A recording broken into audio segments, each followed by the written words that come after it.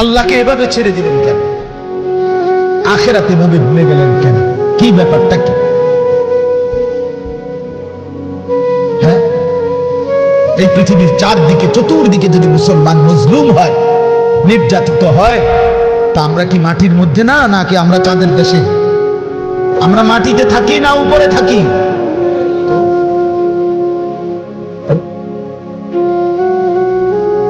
এই জন্য যুবক ভাই, নষ্ট হয়ে বাপ,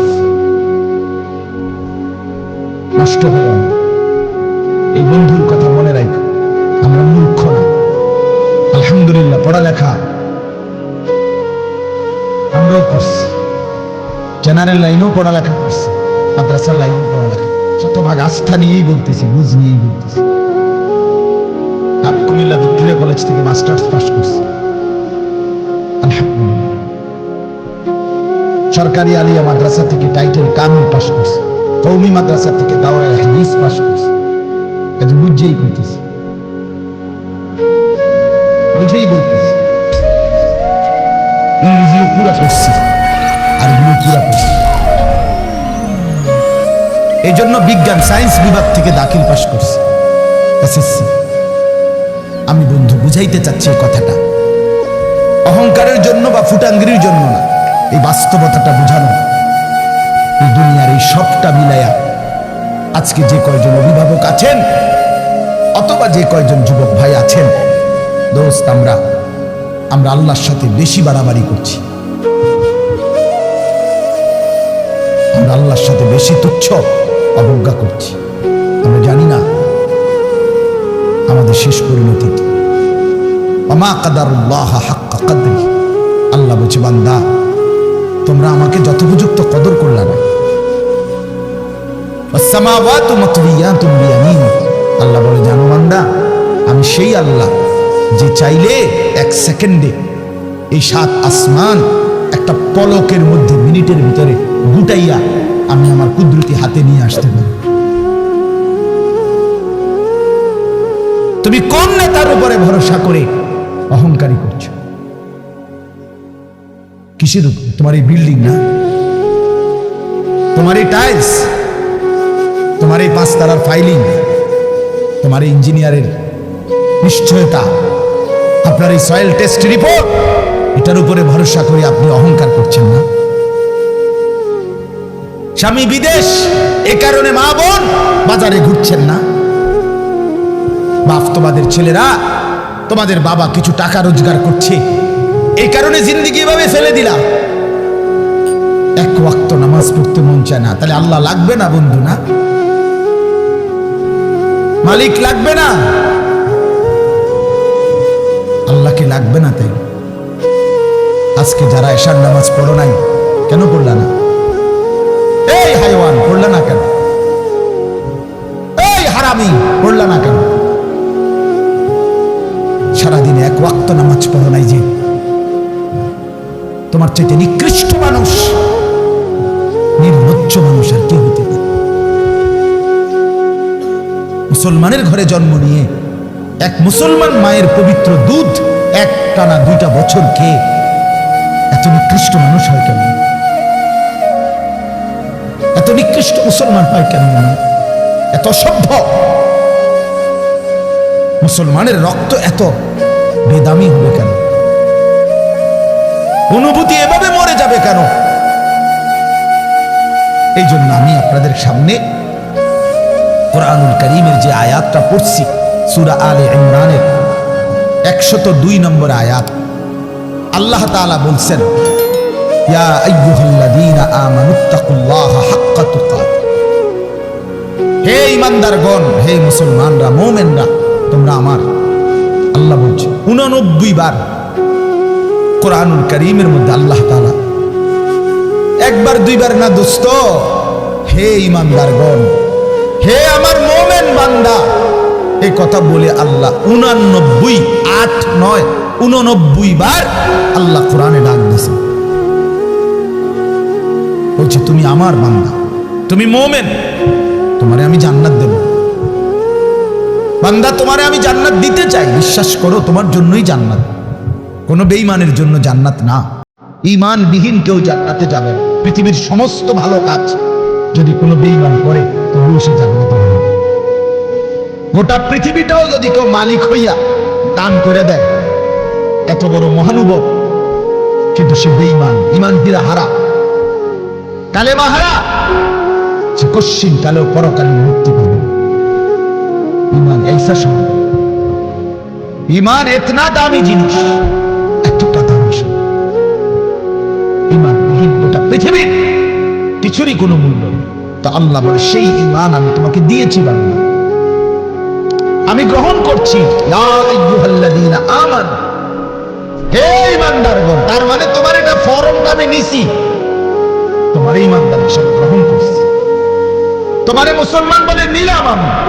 এই জন্যই তো ডাক দিলাম, আমার বান্দা, ডাক তো তোমাকে দিলাম। হযরত হাসান বসরি রাহমাতুল্লাহ আলাইহি বিশ্ববিখ্যাত তাবেঈ ছিলেন, আলেম ছিলেন, শ্রেষ্ঠ বুজুর্গ ছিলেন হাসান বসরি রাহমাতুল্লাহ। আমরা তাফসীরে পড়ছি, উনি বলতেন যখনই কোরআনের এই আয়াত ইয়া আইয়ুহাল্লাযীনা আমানু এটা শুনবে, তো প্রত্যেকটা মুমিনের উচিত সে কান খাড়া করে সাথে সাথে নড়ে চড়ে বসা, আর হৃদয়ের মধ্যে কথা আনা, আমার মুনিব আমাকে ডাকছেন, এখন হয়তো আমাকে কিছু করতে বলবেন অথবা কিছু নিষেধ ছাড়তে বলবেন, আর আমার উচিত মুনিবের ডাকেই সাড়া দেওয়া। তো আল্লাহ তাআলা এখানে বলছেন, ইয়া আইয়ুহাল্লাযীনা আমানু, হে ঈমানদারগণ, ইত্তাকুল্লাহা হাক্কা তুকাতিহ, তুমি পূর্ণ হক আদায় করে সামর্থ্যের সবটা দিয়ে, নিজ যোগ্যতার সবটুকু দিয়ে, নিজ সামর্থ্যের সবটা দিয়ে হক আদায় করে তুমি আল্লাহকে ভয় করো, তাকওয়া অর্জন করো। আখিরাত খামখেয়ালি করো না, আল্লাহর হুকুম মানাটাকে খামখেয়ালি করো না, নয়সই মনে করো না, জোরাতালি মনে করো না। হাক্কা তুকাতিহ, একেবারে হক আদায় করে আল্লাহকে ভয় করো। এই কথাটা যে আল্লাহ কোরআনে বন্ধু কতবার বলছে, বারবার বারবার বারবার। ইয়া আইয়ুহাল্লাযীনা আমানুত্তাকুল্লাহা ওয়া কুলু কাওলান সাদীদা, এই যে আল্লাহ বলছে, ইয়া আইয়ুহাল্লাযীনা আমানুত্তাকুল্লাহা ওয়া কুনু মা'আস সাদিকিন, এই যে আল্লাহ বলছে, ইয়া আইয়ুহাল্লাযীনা আমানুত্তাকুল্লাহা ওয়াল তানজুর নাফসুম মা কদ্দামাত লিগাদ ওয়াত্তাকুল্লাহ, এই যে আল্লাহ বলছে, ইয়া আইয়ুহান নাসুত্তাকু রাব্বাকুম আল্লাযী খালাকাকুম মিন নাফসিন ওয়াহিদা, এই যে আল্লাহ বলছে, ইয়া আইয়ুহান নাসুত্তাকু রাব্বাকুম ইন্না জালজালাতাস সাআতি শাইউন আযীম, এই যে আল্লাহ বলছেন বারবার বারবার বারবার। আল্লাহ বলছে, হে ঈমানদার মুমিন বান্দা আমার, তুমি অন্যদের মতো না, তুমি হিন্দু না, তুমি বৌদ্ধ না, তুমি ইহুদি না, তুমি খ্রিস্টান না, তুমি নাস্তিক না, তুমি মুরতাদ না, তুমি বেঈমান না, তুমি আমার মুমিন বান্দা, তুমি আমার ঈমানদার বান্দা। তুমি আর 10 জনের মতো না। ভাত আমি সবাইকে খাওয়াবো, সেজদার তৌফিক আমি সবাইকে দেব না। বউ বাচ্চা, স্ত্রী সন্তান, সংসার, বাড়ি গাড়ি, ক্ষমতা, এটা তো আমি আল্লাহ বেঈমানকেও দিচ্ছি, বেশি দিচ্ছি।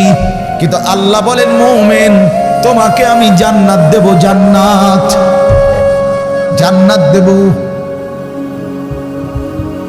জান্নাত দেব। ঈমানদার জান্নাত এক পলক দেখবে।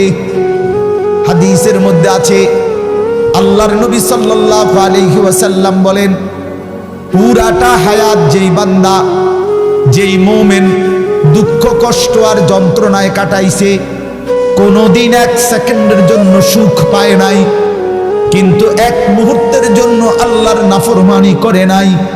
খোদার কসম, আল্লাহর নবী বলেন, বন্ধু হাসরের ময়দানে আল্লাহ তার সেই অনুগত বান্দাকে, হুকুম মাননেওয়ালা মুমিন যে কোনোদিন সুখ পায় নাই, দুনিয়ায় আনন্দ পায় নাই, দুঃখ আর যন্ত্রণা। আমার একজন নিকটাত্মীয় আছে, আমার এই হায়াতে আমার ঘনিষ্ঠ আপনজন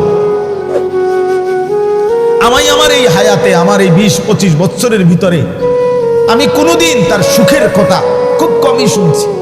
যখনই শুনছি উনি বিপদেই আছে, কোনো না বড় সড়ো মুসিবতে, একটার পর একটা তার বিপদ লেগেই আছে। বিপদ যেন তারে ছাড়ে না, মুসিবত যেন তার। আমি তার জন্য নিজে উমরা করছি, কত সময় কত দোয়া আমার সেই আপনজনের জন্য আমি করি, কিন্তু আমার কাছে মনে হয় আমার মালিকের ফয়সালা এটা যে মুসিবত তাকে ছাড়ে না, বিপদ তাকে ছাড়ে না। আল্লাহর নবী সাল্লাল্লাহু আলাইহি ওয়াসাল্লাম বলেন, এই প্রচন্ড মুসিবতের ভিতরেও আমার হুকুমটা মেনে যে আখিরাতে গেল, আল্লাহ তাআলা ফেরেশতাকে বলবে আমার এই বান্দাকে জান্নাতের চারদিকটা একবার ঘুরাইয়া জান্নাতের দরজা বরাবর একটু দাঁড় করাইয়া আবার নিয়ে আসো। কসম আল্লাহর, এটা হাদিস। ওই জীবনভর দুঃখ কষ্টে আল্লাহর হুকুম মেনে গেছে সেই লোকটাকে চারদিকে ঘুরাইয়া জান্নাতের দরজার কাছে 1 মিনিটের জন্য ফেরেশতা দাঁড় করাবে। জান্নাতের একটা মিষ্টি বাতাস 1 সেকেন্ডের জন্য তার কলিজাটার মধ্যে এসে লাগবে ভিতর থেকে। এইবার লোকটাকে আল্লাহ রাসূল বলেন, আল্লাহর সামনে যখন আনা হবে আল্লাহ তাআলা জিজ্ঞেস করবে, আমার বান্দা জীবনটা বুঝি দুঃখ আর কষ্টে কাটাইছো না? কসম আল্লাহর হাদিসে আছে, ওই বান্দা বলবে, মাওলা বলেন কি মাওলা, জীবনে দুঃখ কি জিনিস আমি তো কখনো দেখিনি। আল্লাহর কসম, রাসূল বলছে মেন ওই 1 সেকেন্ডের জান্নাতের বাতাস তার 70 বছরের দুঃখ ভুলায় দেয়।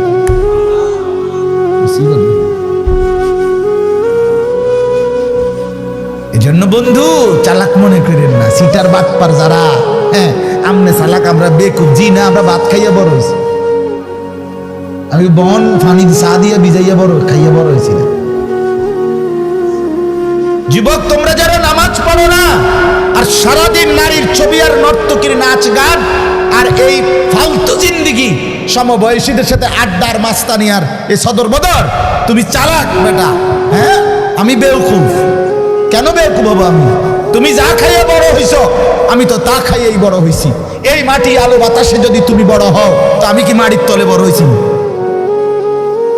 বুঝবো না কেন? বুঝি না কেন? কি বেশি বুঝ জ্বালাইছো তুমি? আপনারা যারা সুদ খান, ঘুষ খান, হারাম খান, আপনাদের যাদের অবৈধ উপার্জন, আপনাদের যাদের স্ত্রী বেপর্দা, আপনাদের যাদের মেয়ে বেপর্দা, আপনাদের যাদের ঘরে রঙিন টেলিভিশনে নাচ গান নর্তকীর ছবি সারা বছরের পর বছর চলে, আপনারা মোটেই চালাক না, আপনারা বেওকুফ, আপনাদের ফ্যামিলিও বেওকুফ। আহম্মক মিয়া, আপনি ধরা খাইছেন মিয়া, আপনি হেরে গেছেন মিয়া, হেরে গেছেন, জীবনের কাছে হেরে গেছেন, আখিরাতের সামনে হেরে গেছেন, কবরের সামনে হেরে গেছেন। আপনি সামান্য দুনিয়ার লেগা, অথচ এই দুনিয়া নেককাররাও ভোগ করে কিনা বলেন না কেন? নামাজ চললে ফাঙ্গাস মাছের যে স্বাদ, বেনামাজিরও এই স্বাদ। বেনামাজি যেটারে টাইলস কয়, নামাজি এটারে টাইলস কয়, এতে কোনো মাটি কয় না। তাহলে আপনি আহামরি কি দুনিয়া ভোগ করলেন বলেন? কি জন্য আখিরাত ছেড়ে দিলেন? আল্লাহ আমাদেরকে বুঝার তৌফিক দান করে। অতএব বাপ, আমার কথা একটু শক্ত, পরে মনে মনে করবেন যে এরকম দিয়ে একজন থাই হুজুরদের মধ্যে কিছু থাকে, কি করবে? কিছু শক্ত হুজুর থাকতেই পারে না, বেজাল্লা হুজুর ধরেন না, আমি কিছু ওকে আমি দিল জাগাইতে চাই। খোদার কসম দুশ্মনী নিয়ে বলিনি কি ভাই, কারোর সাথে কোনো দুশ্মনী ছিল কি? কোনো ঝগড়ার কারণে বলা হইতেছে এটা কি মারামারি? কি জামা বইতে লাইছি আজ যে সুরেলাম তোরে বেটা ফাইছি, বাচ্চা তোরে আজকে ফাইছি, মাইকো ফাইছি সুবিধা হইতে আজকে করে না, ব্যাপারটা তো এটা না। দোস্ত আমার, বাপ আমার, পর্দার আড়ালের মা বোন, আপনাকে জাগাইতে চাই মা, কেন বেপর্দার জিন্দেগি? যে নারী তারা ইজ্জতের কদর বোঝে না, যে নারী তার পর্দার কদর বোঝে না, যে নারী তার সতীত্বের সম্ভ্রমের কদর বোঝে না, খোদার কসম, সে নারী না, সে কোনো মহিলা না, সে ভিন্ন কোনো পদার্থ হতে পারে। রাসূলুল্লাহ সাল্লাল্লাহু আলাইহি ওয়াসাল্লাম আমরা এটাই করছি। সে নারী বলে তাকে আড়ালে থাকে, নিজেকে পর্দায় রাখে, যে নিজেকে আড়ালে রাখে, যে তাকেই বলে নারী। এজন্য যে বেপর্দা, বেহায়া, নির্লজ্জা, বেশরম, এটা কোনো নারী না, অন্য কোনো পদার্থ, অন্য কিছু। বলে তো কিতা, তো কিতা এটা হেবুডি ডাক্তার দেয়া, ডাক্তারই তো একটা রিপোর্ট দিব, পরীক্ষা নিরীক্ষা করে চাইব কিতাই,